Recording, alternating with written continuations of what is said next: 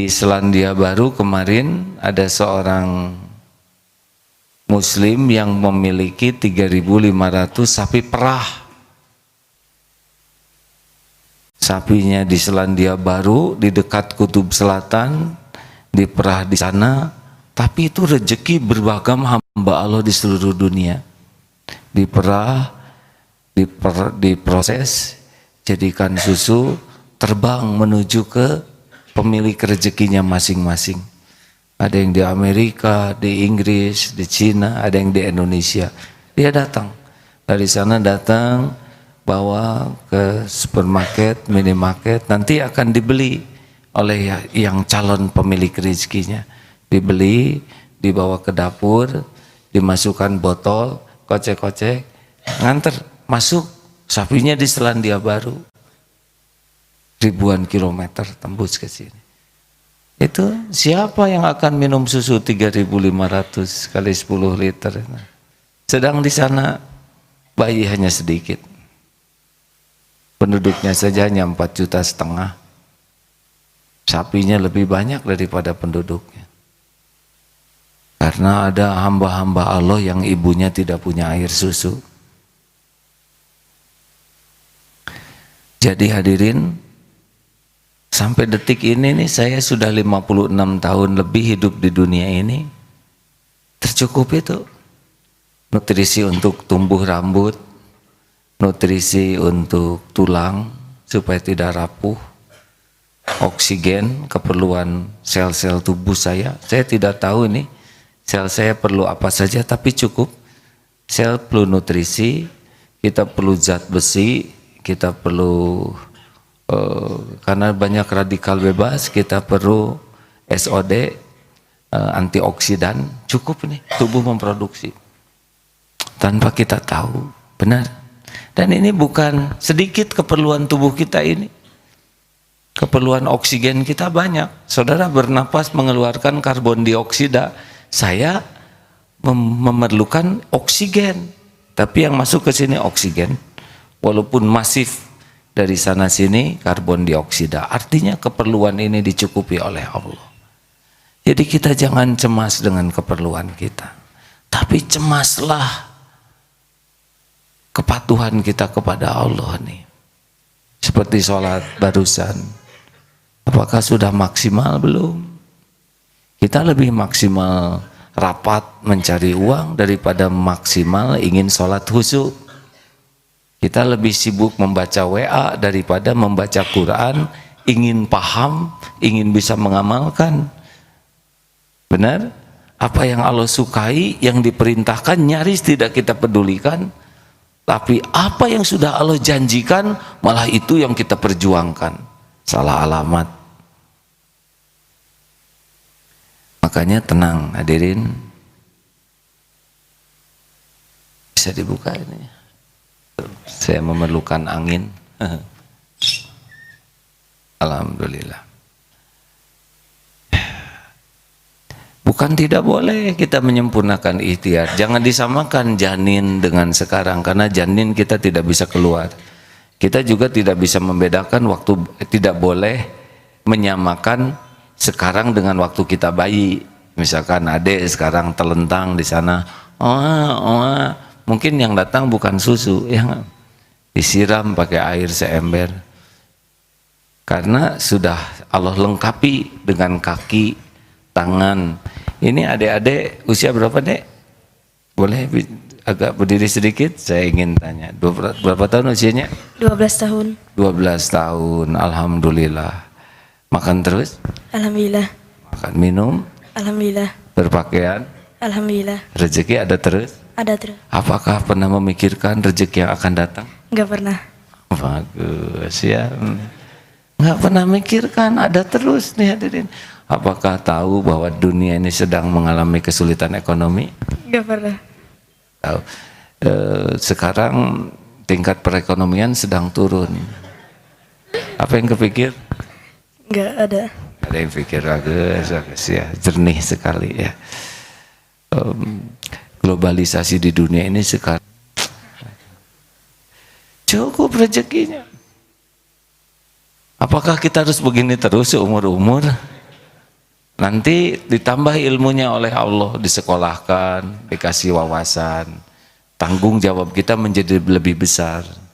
Kalau ada ini wajar, tapi kalau sekarang udah besar misalkan, bagaimana keadaan istrimu? Nggak tahu. Nah itu beda lagi hadirinnya. Sing soleh ya deh, alhamdulillah. Tenang, jangan risau. Rezeki udah ada belum? Alhamdulillah. Yakin?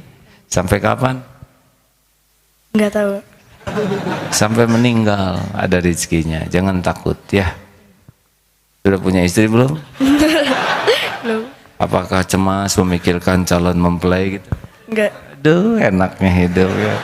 Sok ya, ini beberapa stres. Coba yang ini stres enggak? Terima kasih Dek. Terima kasih Dek. Alhamdulillah. Silakan duduk.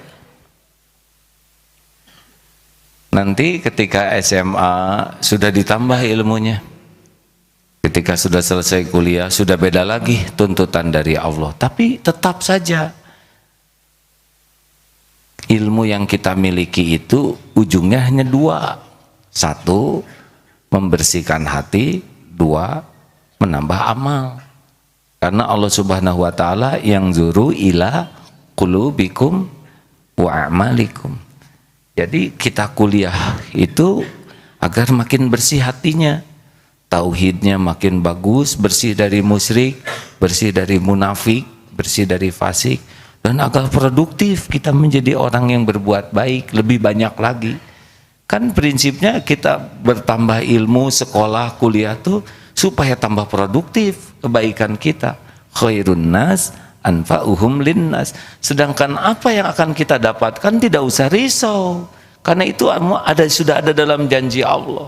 La in syakartum la azidannakum. Syukur saja, nanti janji Allah datang. Takwa saja, wa may yattaqillah yaj'al lahu makhrajan. Nanti ada jalan keluar. Sing yakin ke Allah, wa may yatawakkal 'ala Allah fahuwa hasbuh. Makin yakin, makin terjamin. Jadi apa yang Allah janjikan itu udah nggak usah kita ragukan, tinggal apa yang Allah perintahkan. Lebih sederhana, bukan?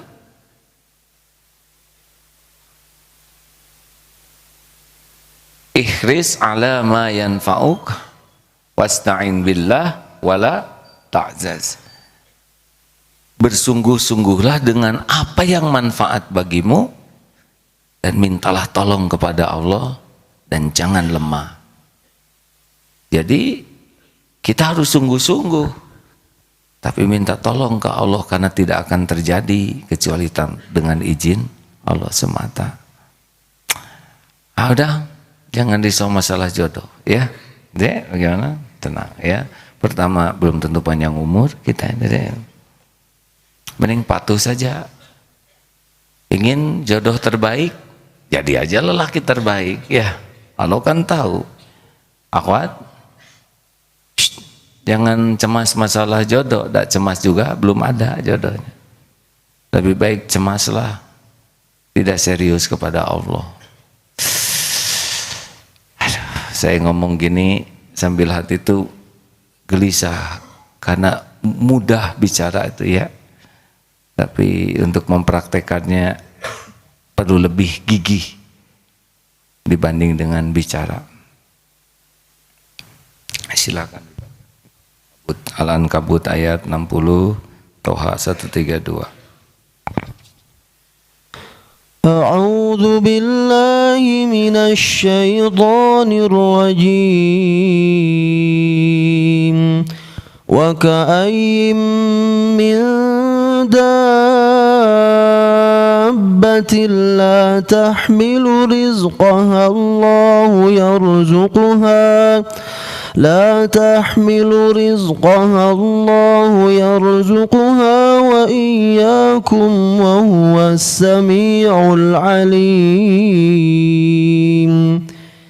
Beberapa banyak binatang yang melata yang tidak sanggup membawa rezekinya atau makanan kebutuhannya, Allah yang menjamin rezekinya juga terhadap kamu. وأمر أهلك بالصلاة واصطبر عليها لا نسألك رزقا نحن نرزقك والعاقبة للتقوى. Perintahkan kepada keluargamu supaya sembahyang dan sabarlah dalam melaksanakannya. Kami Allah tidak menuntut kamu supaya mencari rezeki. Kami Allah yang menjamin rezekimu dan akibat kemenangan yang terakhir bagi orang yang bertakwa. Wabtaghu min fadlillah, kita bukan mencari tapi menjemput. Kalau mencari antara ada dan tiada. Kalau menjemput pasti ada, tapi belum tentu ketemu. Istrinya di Geger Kalong Hilir, ada jemput di Geger Kalong Girang. Tidak ketemu dengan istrinya, bukan tidak ada, tapi salah jemputnya. Jangan risau dengan rezeki kita. Risaulah satu, jangan takut tidak punya rezeki, tapi takut tidak punya berkah. Gara-gara niatnya salah, caranya salah. Rezekinya ketemu, berkahnya hilang, cilaka. Kalau berkahnya hilang, tidak ada kebaikan dari rezeki kita. Jelas hadirin? Yang kita perlukan kan keberkahannya, bukan rezekinya, karena rezekinya sudah ada. Dan rezeki itu tidak harus sesuai dengan jalur yang kita tempuh. Kerjanya ini, rezeki bisa di mana?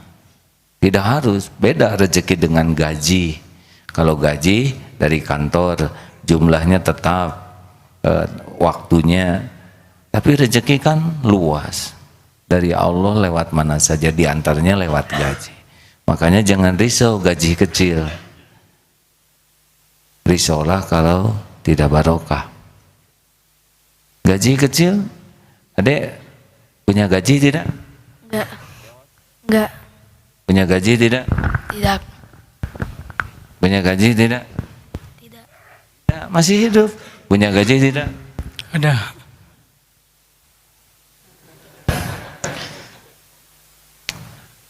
Banyak yang tidak jelas gajinya, tidak jelas tabungannya, hidupnya terus beranak. Karena Allah yang ngasih. Yang kita cari itu keberkahan. Nanti dari mana saja, dan tidak harus wujud dalam bentuk uang. Kita mau beli, tiba-tiba ada yang membayarkan, itu Allah yang bayarkan. Lewat siapa? Kita mau ke dokter, kata dokter nggak usah bayar, hari ini memang saya ingin menggratiskan. Kenapa kena dokter itu? Allah. Kita sakit gigi, ada yang nyabut kemana-mana bawa tang, sini kan? Nah, itu beda urusan.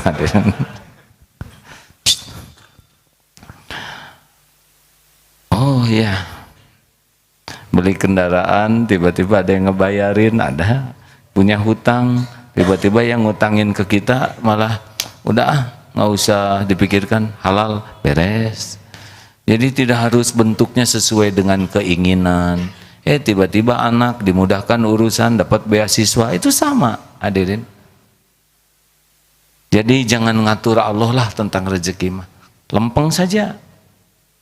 Betulan hadirin, ini maaf sekali ya, di antara yang hadir ini mungkin keperluan bulanan saya lebih besar daripada siapapun.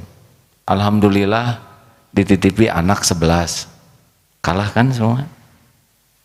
Ada bagaimana? Belum kan? Cucu 8, bisa dibayangkan hadirin, keluarga 2, Bandung, Jakarta. Untuk biaya dakwah juga besar sekali ya. Dan saya tidak tahu tuh dari mana rezekinya. Ngalir saja. Betul hadirin. Ini mungkin takdir saya seperti ini dengan beban kehidupan sebesar ini ya. Mungkin untuk membuktikan bahwa asli tuh saya tidak capek mikirin apa yang bakal saya dapatkan.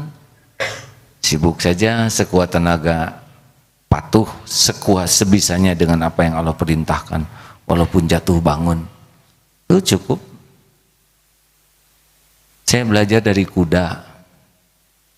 Kuda itu gak bisa keluar dari kandang kecuali dikeluarin. Suatu saat kemarau berat, rumput di sekitar eko pesantren kering. Aduh, kami yang berpikir keras, udah cuman ngangguk-ngangguk aja, ngarit gitu ada. Betul-betul berat tuh 2 tahun yang lalu. Takdirnya diundang ikut Dirgantara, pameran Dirgantara di Hussein, Lanud Hussein. Melihat kuda di sana, kata pimpinan di sana, silakan saja kalau perlu rumput. Saudara tahu kan lapangan terbang? Rumput pungkul hadirin. Masya Allah. Diberi izin motong rumput di sana, cukup kuda. Yang lebih dramatis lagi sapi.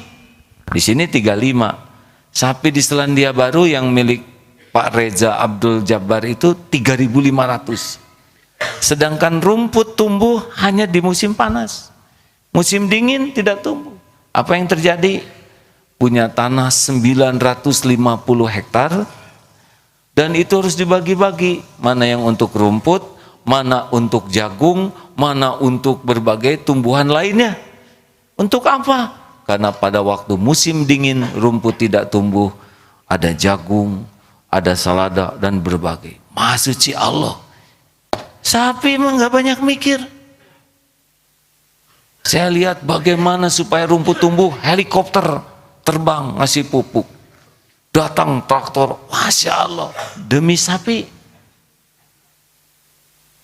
Oh asli nih hadirin. Ya Allah, sapi musim dingin harus makan enak. Petani itu nanam ya. Jadi jangan risaulah. Gajah tidak sekolah segitu gemuknya. Ikan paus sehari perlu 3,5 ton hadirin makanannya. Dibuat oleh Allah mulutnya lebar. Sebab kalau mulutnya kecil, bisa kram itu. Kenapa paus manyun kram? Coba kalau mulut paus kecil ngegayam semua, bisa rontok nih. Masuk. Ikan-ikan kecil ngumpulnya karena ada plankton. Makhluk-makhluk kecil ngumpul makan itu. Dan planktonnya itu tertarik kepada pipisnya paus. Jadi muter. Paus pipis dimakan plankton. Plankton dimakan ikan kecil dimakan paus. Artinya paus makan ya kencingnya sendiri. Atau kencing di laut mau berapa liter ada. Diatur semuanya. Cecak makanannya nyamuk. Nyamuk punya sayap, cecak tidak punya sayap. Harusnya kan stres, benar? Bingung. Ini teh Allah teh gimana? Makanan kami terbang semua. Faktanya tetap nyamuk yang nyamperin. Sebab kalau cecak harus nyari nyamuk, kapan makannya? Turun ke injak, jalan ke sana kesedot vakum cleaner. Turun ke nyebrang ke lindas. Ya, kapan makannya ya Allah? Mau ke selokan dipatuk ayam. Beres. Ini benar hadirin ya. Jadi saya itu ingin sekali kita tuh jelas bahwa kita kerja itu adalah ibadah, bukan nyari uang. Anak-anak saya udah ada rezekinya masing-masing. Dan itu bukan ciptaan saya.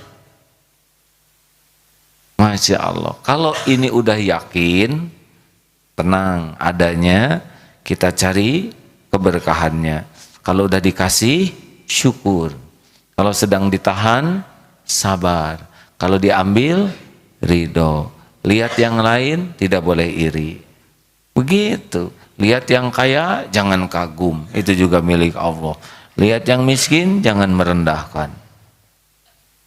Lihat di SMM, di Super Mini Market Darut Tauhid yang belanjaannya banyak. Lama enggak tuh pemeriksaannya? Kan? Lama tidak? Bandingkan dengan yang beli permen 1, lama tidak? Nah itulah orang miskin ya. Polonyot hisabnya tuh. Model-model yang banyak kendaraan, banyak ini, lama tuh dihisabnya. Termasuk yang banyak istri, lama itu. Saya lebih lama daripada Ustadz Mulyadi. Tapi Ustadz Arifin Ilham lebih lama lagi. Semuanya dihisab. Miskin di dunia sebentar ya nggak apa-apalah.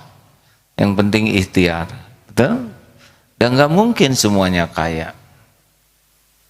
Ringan hisabnya. Pernah dengar ibu-ibu yang rumahnya sederhana di Perumnas? Mah, ibu, kamu malu enggak rumah kita paling sederhana di komplek ini? Nggak dibangun, masih asli. Alhamdulillah Pak.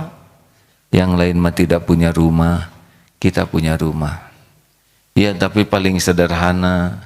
Alhamdulillah Pak. Enak rumah sederhana begini. Enak apa? Susah sombongnya. Apa yang mau disombongin? Enak rumah sederhana. Apa enaknya? Tidak ada yang iri sama rumah kita. Apa yang mau diiriin? Cuman ada bangku 2 yang enak rumah sederhana. Kenapa enak? Gampang ngurusnya. Ngepel juga tinggal set set set pakai kaki, muter-muter beres. Enak rumah sederhana Pak. Kenapa enak? Tidak diminatin maling. Rumah kita kan nggak ada kuncinya. Maling masuk juga, prihatin. Malah sedekah dia. Enak rumah sederhana Pak. Apa enaknya? Ringan hisabnya. Coba, gelas 2, piring 1, itu juga tinggal setengah. Orang yang miskin sederhana, ringan. Berapa lama sih di dunia ini, benar? Tapi di akhirat, kalau dia ridho dan tetap menyempurnakan kewajibannya, pasti Allah cukupi, ya. Hanya memang keinginan dunianya mungkin yang dibatasi. Jadi gimana nih, mau kaya atau miskin? Tetap ya mau kaya. Saya emang nggak mau. Saya hanya mau cukup. Perlu buat makan, cukup. Buat anak sekolah, cukup. Buat beli kendaraan, cukup. Buat ganti rumah, cukup. Buat ke Mekah, buat sedekah 20 miliar. Ya, mau ngapain kaya? Mau makan kaya, nggak jelas ya. Orang kaya belum tentu hidupnya merasa cukup, tapi orang yang cukup pasti cukup. Kaya lagi dasar pengen.